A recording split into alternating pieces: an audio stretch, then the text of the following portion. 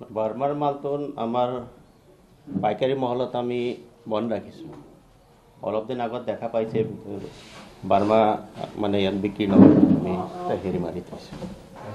তাৰ পাছতো খালি ইয়াত জব্দ কৰিছে। কোনে আনিছিলে মালটো? আচলতে মালটো কালাম আৰু ইক্ৰামুল নামৰ ল'ৰা এজন আনিছিল, কিন্তু তেওঁলোকক সুধিছিলোঁ বোলে ক'ৰ পৰা আজি ৰাতিপুৱা গম পালোঁ আৰু গম পাই পেলাই সুধিছোঁ বোলে ক'ৰ মাল, কৈছে যে মণিপুৰৰ পৰা আনিছোঁ, ইম্ফল চাইডৰ পৰা। সেইটো গম মণিপুৰৰ পৰা আহিছে যেতিয়াতো বাৰ্মাৰে হ'ব লাগিব, এইফালেতো বেলেগ সেইটো সঠিক গম নাপায়, এটা তাক ডকুমেণ্ট চেক হ'ব। কিমান দিনৰ পৰা তেওঁলোকে বাৰ্মাৰ মাছটো আনি আছে বাৰু? বন্ধ আছিল, কিন্তু কালিহে হেৰি হৈছে। মানে কালি আৰক্ষী অহাৰ কাৰণে আপোনালোকে গম পাইছে না? ইয়াৰ আগতে নাই নাই, তাৰ আগত নাছিল তেনেকুৱা একো। কালিহে এইটো তেওঁলোকে কৈছে বাৰ্মাৰ নহয় বুলি পেলাই। ইক্ৰামুল আৰু কালাম তেওঁলোক দুজনৰ বাদে আৰু কোনোবা ইয়াত জড়িত হৈ আৰু কোনোবা? নাই নাই নাই, তেনেকুৱা কোনো জড়িত নাইকিয়া কোনো। কিমান টকাৰ মাছ আছিলে? মই আনুমানিকহে ক'ব পাৰিম। আনুমানিক 2-2.5 লাখ টকা মানৰ হ'ব লাগে। ইক্ৰামুল আৰু কালাম নামৰ যিটো গৰাকী ব্যৱসায়ীৰ কথা ওলাইছে, তেওঁলোকে এনেকে চোৰাংকে কৰি আছে নেকি? কিন্তু বন্ধ আছিল বহুত দিন ধৰি পেলাই, সেইটো গম পাওঁ। কালি এইটো মণিপুৰৰ নে ক'ৰ এইটো সঠিকটো মই গম নাপাওঁ। মণিপুৰ হৈ আহিলে তোৰ মণিপুৰৰ পৰা যদি গাদীদাৰে পঠাইছে তেতিয়াতো কৰ দি আহিব। কিন্তু কৰ ফাঁকি বুলি কোৱা হৈছে, জানিব পাৰিছোঁ যে কৰ ফাঁকিৰে তেওঁলোকে মাছ মানে সৰবৰাহ কৰিছে। তেওঁলোকে কৰ ফাঁকি দিলে এইটো বেয়া কথা, সেইটো আমি কেতিয়াও ছাপোৰ্ট নকৰোঁ। আপোনালোকে তেওঁলোক সেইগৰাকী মৎস্যবিভাগত আপোনালোকে কেনেকুৱা ধৰণৰ ব্যৱস্থা ল'ব? যিহেতু আপুনি বন্ধ কৰি থোৱাৰ পিছতো তেওঁলোকে মাছ ইয়াত আনে নাই, তেওঁলোকক আগততো অনা নাই, যোৱাকালি হেৰি হৈছে। যদি তেওঁলোকে কৰ ফাঁকি দি আনিছে সেইটো আমি কেতিয়াও ছাপোৰ্ট নকৰোঁ তেওঁলোকৰ লগত। আৰু যদি ডকুমেণ্টছ আছে, তেওঁলোকৰ নথি পত্ৰ ছাবমিট কৰিছে থানাত, কাগজ পত্ৰ আছে, তেতিয়াহ'লে সেইটো আইনে বুজিব। আপোনালোকে যিহেতু বন্ধ কৰি ৰাখিছে বাৰ্মিজ মাছটো ইয়াত, তেওঁলোকে বাৰ্মিজ বুলি কোৱা নাই নহয়। যদি প্ৰমাণ হয় যে বাৰ্মিজ মাছে তেওঁলোকে আনিছে, তেন্তে সেইগৰাকী কি ব্যৱস্থা ল'ব? সেইটো তেনেকুৱা হ'লে আমি তাৰ ওপৰত আমাৰ বজাৰ কমিটিৰ ফালৰ পৰা আমি সেইটো ষ্টেপ ল'ম। তাৰ আমি হেৰি নাকচ কৰিম,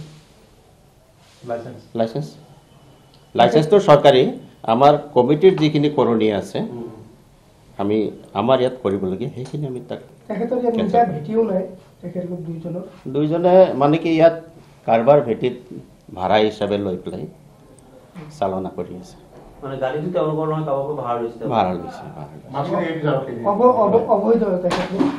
অবৈধ বুলি নহয়, ব্যৱসায় কৰি চলিছে বহুত বছৰ ধৰি, বজাৰৰ লগতে জড়িত। আজিৰ পৰা নহয়, আজিৰ পৰা 10-15 বছৰ ধৰি এই বজাৰতেই জড়িত। ক'ৰবাত কিবা এটা সুবিধা পাইছে, ব্যৱসায় কৰি আছে, চলি আছে। যদি তেওঁ লুকাই চুৰ কৰি কিবা কৰি থাকে তেতিয়াহ'লে সেইটো আমি কেতিয়াও ছাপোৰ্ট নকৰোঁ।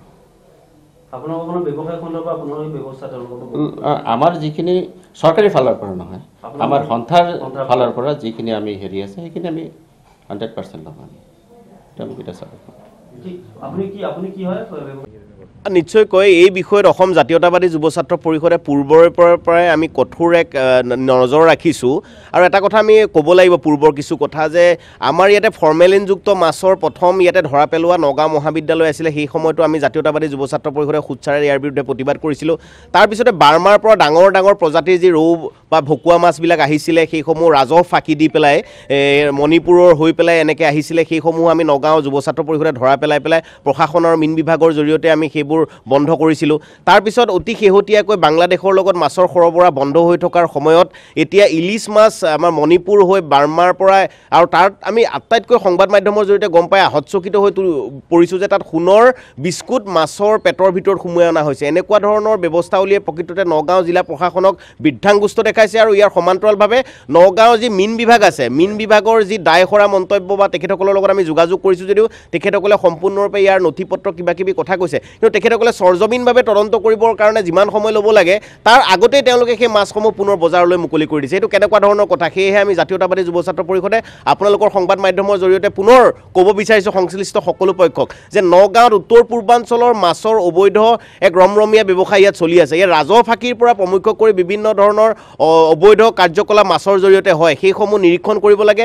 অসমৰ মাননীয় খাদ্য যোগান মন্ত্ৰীয়ে এই ক্ষেত্ৰত দৃষ্টি নিক্ষেপ কৰিব লাগে, মুখ্যমন্ত্ৰী মহোদয়ে এই ক্ষেত্ৰত হস্তক্ষেপ কৰিব লাগে বুলি আমি দাবী জনাইছোঁ আৰু নগাঁৱত যিকেইটা কুম্ভকৰ্ণ নিদাত বিভাগ আছে আমাৰ ফুড ছেফটি বিভাগেই হওক মীন বিভাগেই হওক বা অন্যান্য জিলা প্ৰশাসনৰ এই বিভাগৰ লগত জড়িত যিমানসমূহ ব্যৱস্থা উলিয়াইছে সেইবোৰ কুম্ভকৰ্ণ নিদাত থকাৰ কাৰণে আপোনাক মোক চিৰদিনৰ কাৰণে আমাক ঘূণীয়া হ'বলৈ এৰি দিছে এনেকুৱা ধৰণৰ মাছ কিছুমান খুৱাই পেলাই সেয়েহে আমি আপোনালোকৰ মাধ্যমৰ জৰিয়তে পুনৰ দাবী জনাইছোঁ এইবোৰ যদি সোনকালে বন্ধ নহয় তেনেহ'লে অসম জাতীয়তাবাদী যুৱ ছাত্ৰ পৰিষদে সংশ্লিষ্ট বিভাগৰ বিৰুদ্ধে তীব্ৰ প্ৰতিবাদ গঢ়ি তুলিব